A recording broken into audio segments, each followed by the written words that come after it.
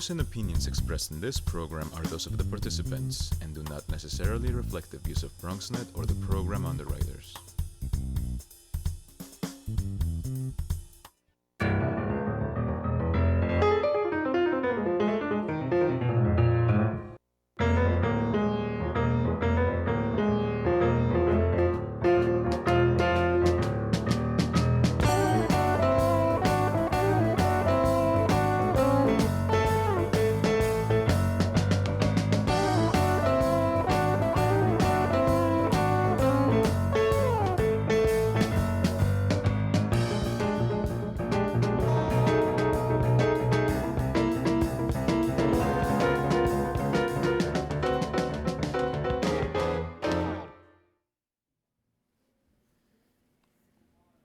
Good evening and welcome to Bronx Talk. It may sound cliche, but it's still true. To get a good job, get a good education.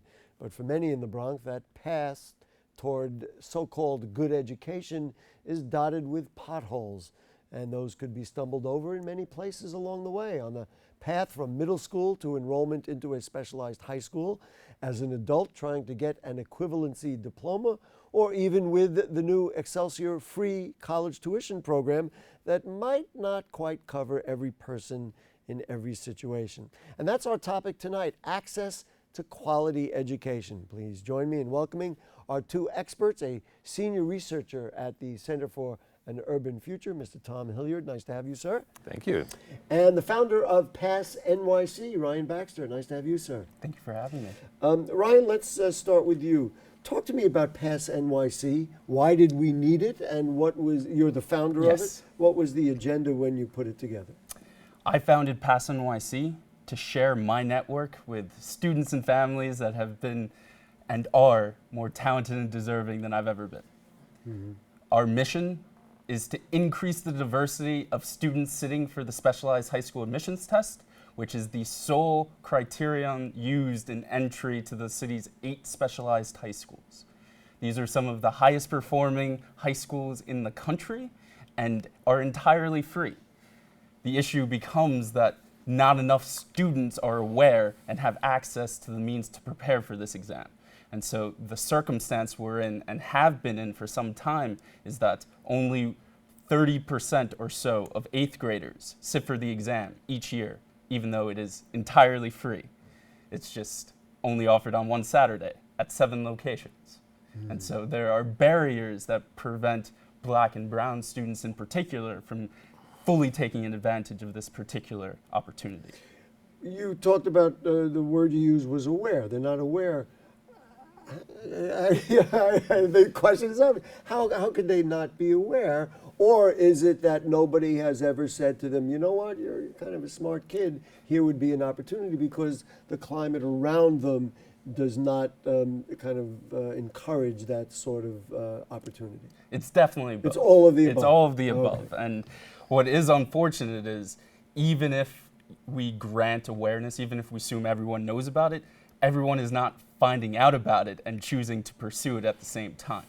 One of the best pieces of advice I've ever gotten in my pursuits of PassionYC came from a former DOE chancellor, Harold Levy, who created the 3 most recent specialized high schools. And his words were, I hope he won't mind me quoting him, we won't tell him at all.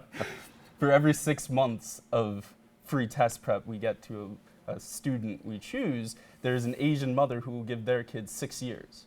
And so it is not as easy as just making sure all middle schoolers are aware of the specialized high schools. We have to dig much deeper, and we have to ensure communities as a whole are aware. Test prep is one of the issues. You make a pretty strong generalization, singling out any one ethnicity. Hasn't the city done better with increasing availability of test prep over the last year or two? So in particular, last year the city announced $15 million in new diversity initiatives, which included expanding the DREAM Specialized High School Institute, which is the city's free SHSAT prep program.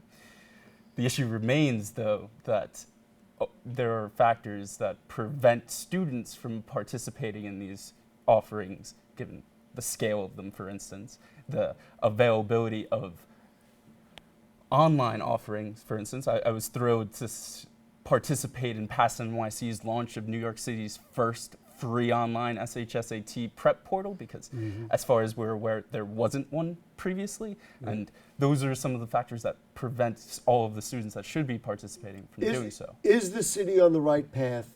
Do you feel that the various powers that be that have influence are listening to what you're saying, or do you feel like we still have a lot of work to do?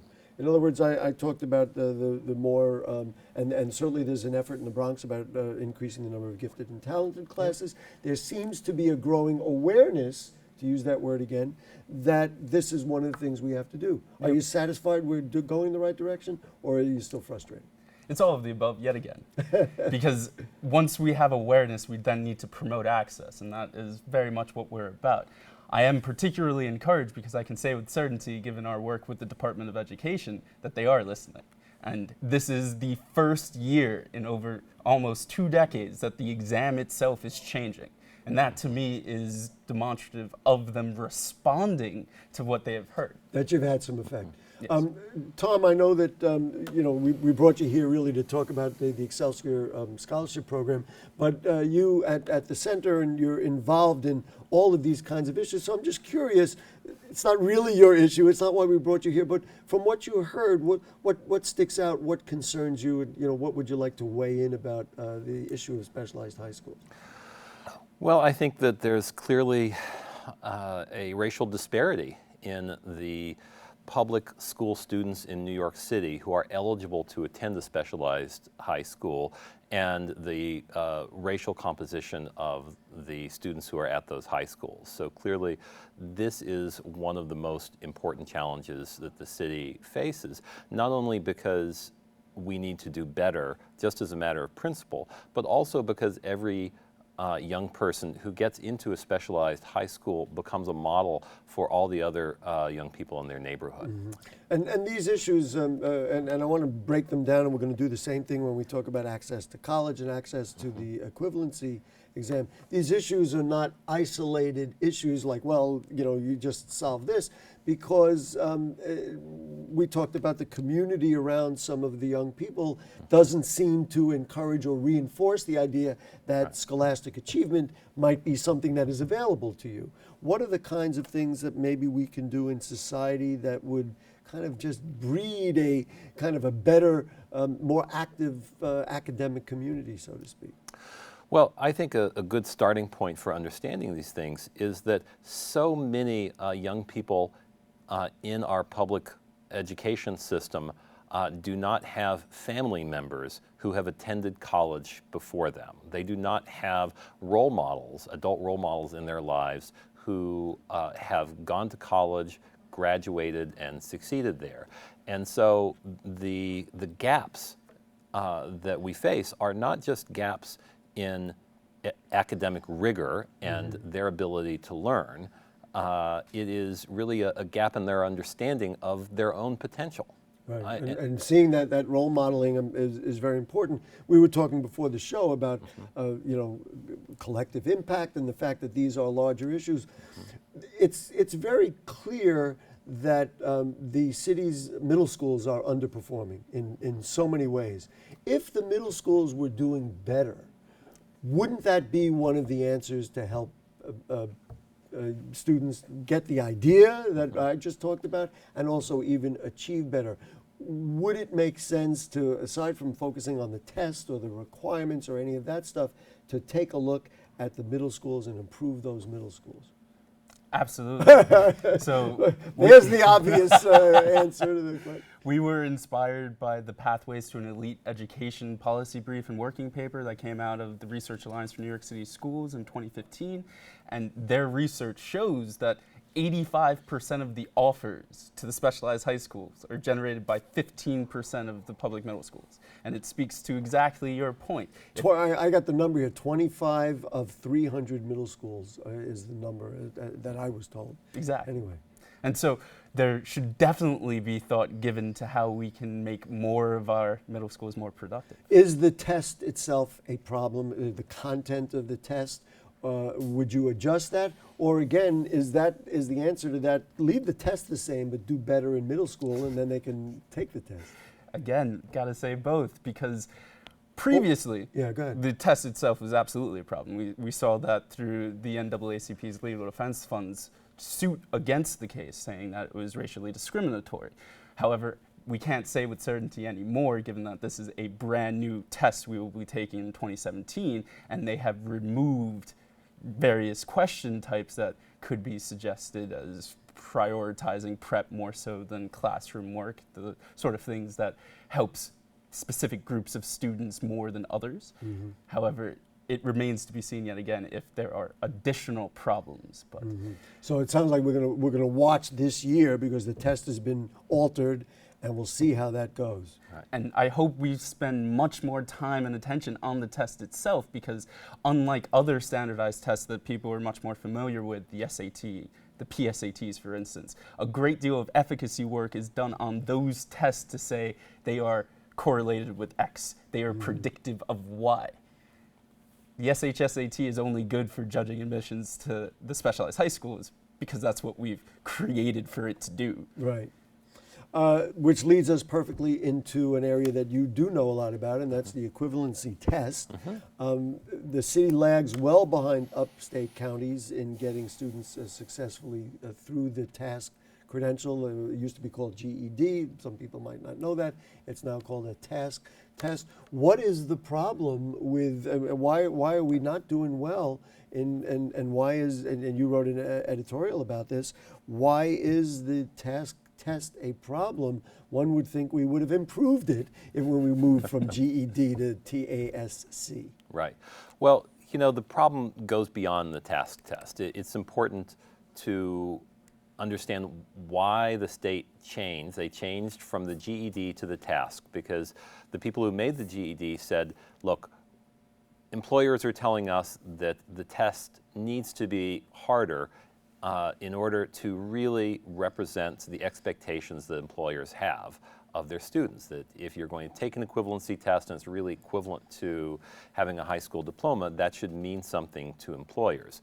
The only problem was the GED testing service said, we're also going to have to double the cost of the test and take everything to computers. And so the state said, we really can't do that. That's not appropriate for our state. And I think they rightly made the decision to change tests. The thing is, the task is also difficult. It's also based on the Common Core state standards. And a lot of people are having trouble with it. And it is... Let me just interject then. Yeah. Because we're dealing with adults now, and if we have Common Core state standards, some of them, they obviously did not finish high school. Not only did they not finish high school, but they didn't get some of those curriculum standards when they were in school. So asking them to achieve that way as an adult, I would think would be somewhat unreasonable. Or unrealistic, maybe a better way to look at it. Right, and it's and clearly the results are terrible. In 2015, fewer than 1,000 people in the Bronx got their HSE. They fewer than 1,000 people got an equivalency, and the Bronx is a big borough. You're certainly preaching to the choir on that one. So what would you recommend for you don't want to totally dumb it down. You want the credential to mean something, but this was what I started the show with. There are many potholes toward upward mobility, and if you have somebody who, for whatever reason, didn't get a high school diploma but really wants to achieve, wants to do that, maybe even wants to use that to go to college, what do we recommend to make that happen? Right. Well, we're not saying that the state should go back to the old GED or the old system. And in a sense, this decline is something that's been happening for a long time. We actually found that the ability of people to get an HSE has been declining for the last 20 years or so. So an important underlying problem is that the state is not funding providers to either offer the test or to prepare people for it. I was going to say that it sounds to me like prep Yeah. would be a big thing, and so that people don't That's right. go in there thinking maybe they could do it. And so I'm guessing, and my own experience shows that math, it becomes a very big issue. Of course, people who speak a second language that in the Bronx is also obviously significant. I want to talk about this Excelsior Scholarship Program. Your work on it is fascinating because before, when they announced that they were coming up with it, you wrote kind of like, this is what you ought to come up with. And then when the governor revealed the plan, you said, wait a minute, he didn't listen to me. This is what's wrong with the plan. So talk to me about what you like in the Excelsior Scholarship Program, which has been billed as a free scholarship program, and what some of the drawbacks are that you're concerned about. First of all, the biggest mistake any governor can make is not listening to me. Somebody mark that down. So Listen to Tom, so that's Dave. there for the record. But look, the governor deserves a lot of credit for recognizing something really important, which is that we live in a knowledge economy. And more than ever before, the ability of every single person in New York City and New York State to succeed is going to depend on their knowledge and their ability to signal the knowledge that they've gotten, either through a college degree or through some other credential, a certificate. Good job, get a good education. Can I tell you? Could be an apprenticeship. But the point is that we have to send the message to all New Yorkers that college is something that you can afford to do. And so the idea of free college is, there's no excuse conceptually for doing it. That's right. It resonates incredibly That's well, right. especially with people who are, look at price tags and say, well, I'm not going to do that. So, but it turns out that there are some limitations and some catches, and even a couple of design problems with how they created the Excelsior program. So the biggest limitation is that you have to study for 15 credit hours a semester. And in order to maintain your free tuition status. In order to maintain your free tuition status. And to get an idea of what kind of a limitation this is, on top of the fact that if you are getting TAP and Pell, then they subtract that out before you ever get to the Excelsior Scholarship, there are roughly 600,000 undergraduate students attending public colleges in New York at SUNY and CUNY. And how many of them do you think are eligible right now for Excelsior? About 30,000. So just under 5%. Right. And so... And many of them are taking 12 credits this semester. That would certainly be the initial drawback. And then one thing I want to add, which I know is there, you've got to promise to work in New York State. Right. So if you are getting an education, frankly, because maybe you want to leave New York, and then you get a job and you get an offer for a job in another state, in Virginia or even in New Jersey, you work for a company that's there, all of a sudden you've got a loan to pay back when you didn't originally have it. Right. And it's one of those ideas that kind of looks good on paper. You're saying, well, we're giving them this benefit. We just ask one thing in return, which is that you stay and contribute to your state. But it causes all kinds of problems. I don't know about you. When I was 18, I had no idea where I was going to be when I was 25.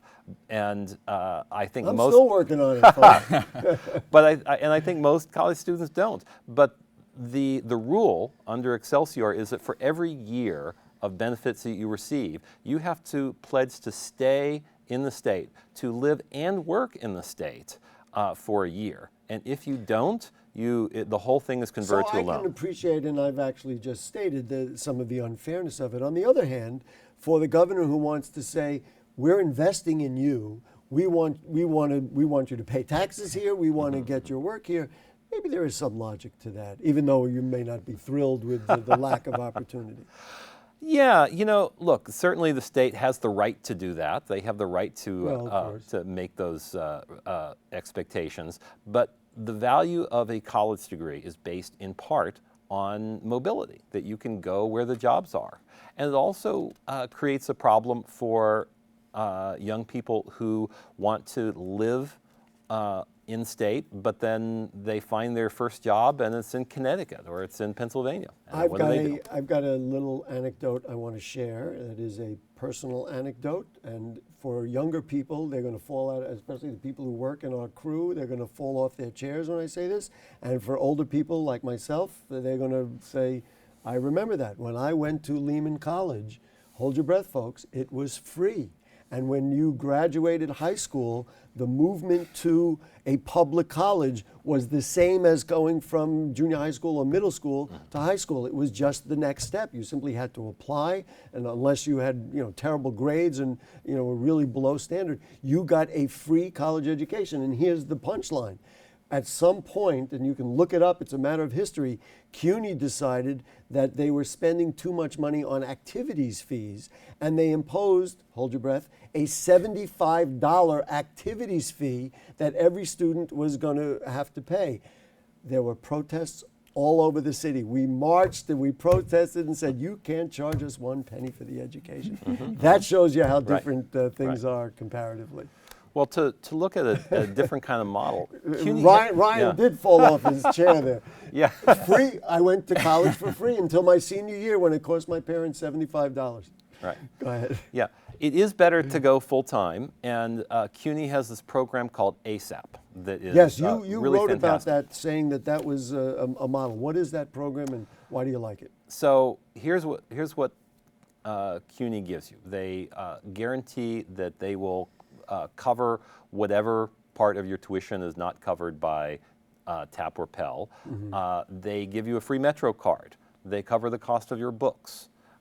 They make sure that you have an advisor who is there for you when you walk in and who is going to be like on top of you like white on rice to make sure that you get the right classes, that you figure out what your requirements are, and that you stay on track.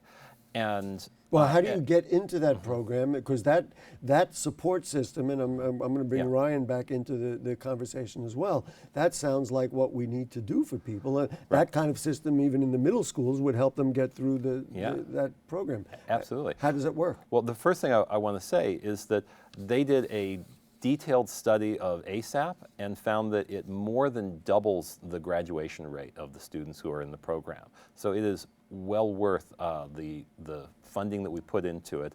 And Mayor de Blasio put $40 million into expanding ASAP, and that's been tremendously valuable. So you think if they would expand that program, that would achieve some of the ultimate goals, which of course is to get people through college? Yeah, because it's got at least a couple fundamental insights. One is the importance of good advice and having an advisor who's there to give you that advice. And the other is that cost of college is not just about tuition. It is about transportation, it is about books, it is about just the opportunity cost of the job you're not working at. And so expecting students to work, study, say, 12 credit hours a semester, and in return we're going to take care of these other expenses for you. That works. That's been successful. And that's being expanded to all of the CUNY's community colleges, so that any student who is going full-time and has maybe one remedial need can get into ASAP. Ryan, if somebody watching our show and says, and maybe they could be a student or somebody thinking an adult wants to get the task program, and they say, well, they're telling me that specialized high school exams, maybe I'm not going to get the opportunity, or my son or daughter is not going to get the opportunity to achieve. The test is very difficult.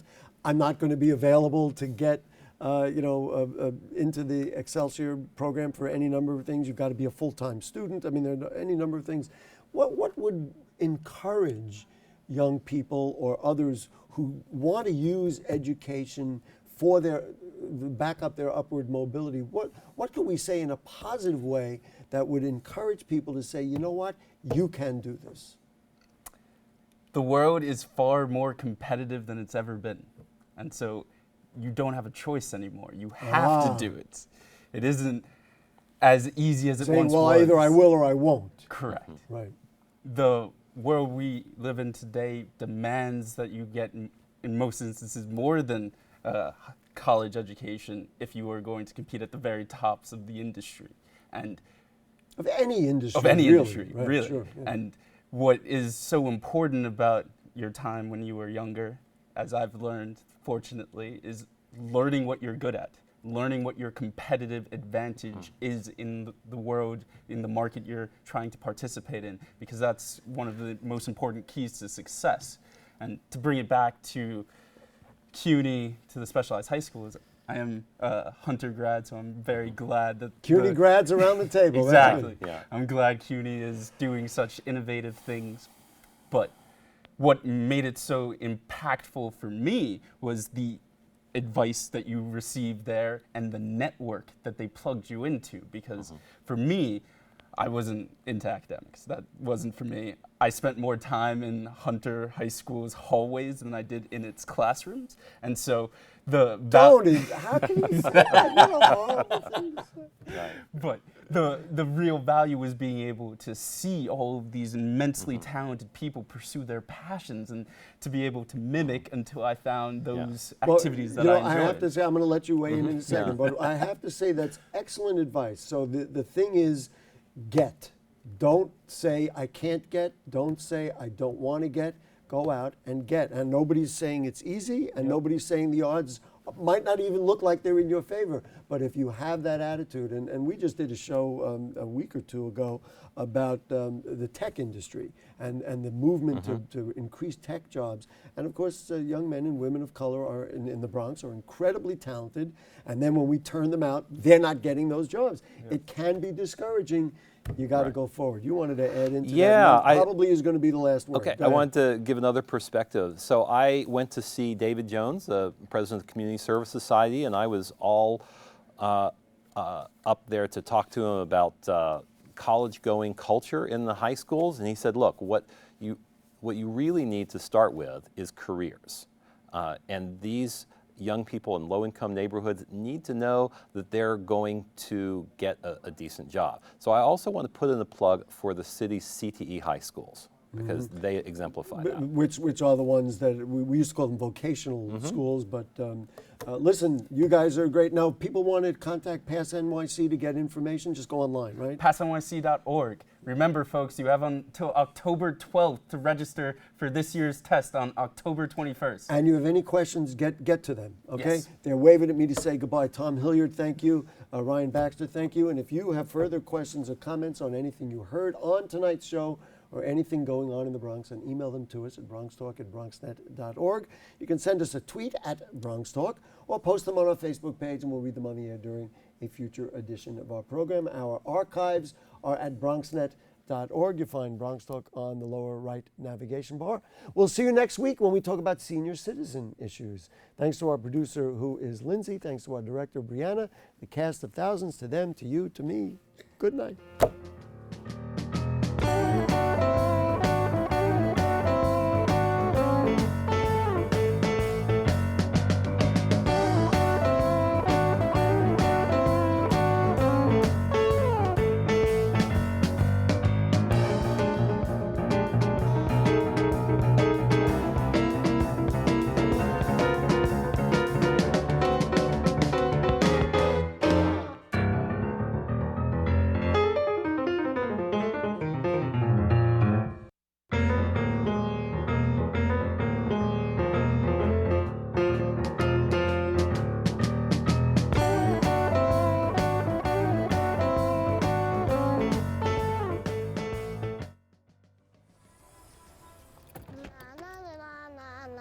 Are we there yet? Yep, we're here. It's a short drive from your neighborhood to your naturehood. To find a neighborhood park or green space near you, visit discovertheforest.org.